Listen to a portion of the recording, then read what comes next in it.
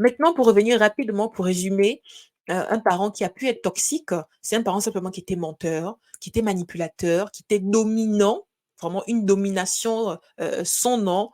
Domination aussi, ça découle la surprotection. Les papas poules, les mamans poules qui ont peur que leur enfant soit livré au monde, du coup, ils les surprotègent. Mais surprotéger un enfant, malheureusement, si l'enfant aussi, on va dire, n'est pas câblé, correctement, sans forcément avoir, un avis péjoratif là-dessus, ben ça crée une dépendance affective, en fait. Ça crée une dépendance affective et ça pousse l'enfant, n'est-ce pas, à ne pas, en fait, avoir de bons réflexes, en fait, simplement. Du coup, la surprotection, les parents très critiques, très, voilà, minutieux et cetera, qui poussent à la critique, qui critiquent beaucoup l'enfant, beaucoup, beaucoup, beaucoup l'enfant, sans compenser par, de la valorisation, sans aussi forcément tomber aussi dans, les dissonances cognitives. Tantôt, on dit que l'enfant est intelligente, après on dit qu'elle est bête et elle est conne. Excusez-moi le terme, parce qu'il y a des parents qui font ça.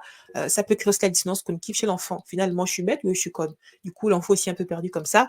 Mais il faut juste, en fait, savoir équilibrer les critiques, en fait. Et ne pas forcément aussi utiliser de gros mots face à l'enfant s'il n'est pas apte, en fait, à le comprendre. Donc, on a les parents manipulateurs. Ah, j'ai eu manipulateur 2 fois. Peut-être que j'avais un message à faire passer, bref. Ensuite, les parents démissionnaires, malheureusement, démissionnaires fouillants, démissionnaires parce qu'ils n'ont pas les moyens, démissionnaires parce que ce sont des personnes lâches, démissionnaires parce que ce sont des personnes malades, etc. Du coup, des parents démissionnaires, fouillants, qui jouent toujours la victime, qui fouillent, etc. Mais ça peut également être des parents toxiques parce que ça envoie quoi comme message à l'enfant? Ça envoie comme message à l'enfant que elle ne peut pas, en tant que petite personne, compter sur autrui.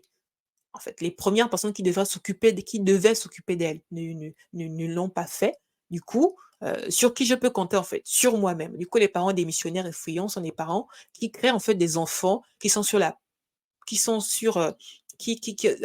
fait, en qui on a coupé, le lien de confiance. Vous voyez ce que je veux dire? Ensuite, on a les parents violents physiquement et violents verbalement.